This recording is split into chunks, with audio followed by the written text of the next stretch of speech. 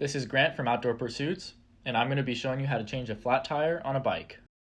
Outside of Campus Rec, you'll find a bike workstation that includes a pump, tools, and a stand for working on your bike. Here I'm going to remove the back wheel before we begin to change the flat. Loosen the axle, and when dropping out the wheel, make sure to tension the rear derailleur so the chain is easy to come off. When buying a new tube, look for the size of your tire on the sidewall. Mine is 27.5 by 2.8. And now we can remove the valve stem cap and let out any extra air that is remaining in the tube. Once this is done, we can remove the valve lock nut.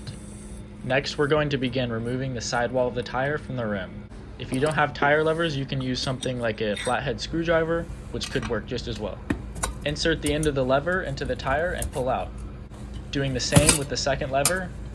Keep working around the tire until it's free enough to slide the tire lever all the way around. Now that the bead is free, locate the valve stem, pull it through the hole, and pull the entire tube out.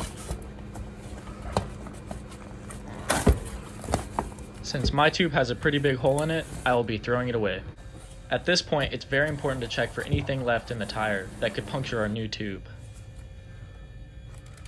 With the new tube ready to put in, we'll start by removing the cap, the lock nut, and I'll put a little bit of air in the tube so that I do not twist it when I'm installing it.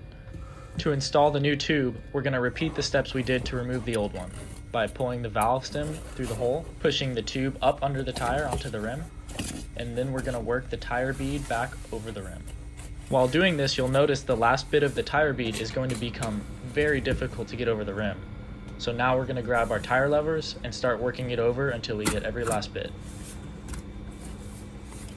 Once it's back over the rim, I like to do one more check just to ensure that the tube is not being pinched inside the rim.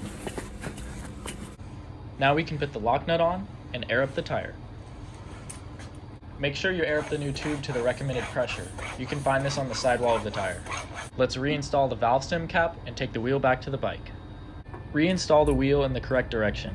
If you have disc brakes, make sure the rotor is lined up with the calipers. Make sure the chain is on and you're good to ride.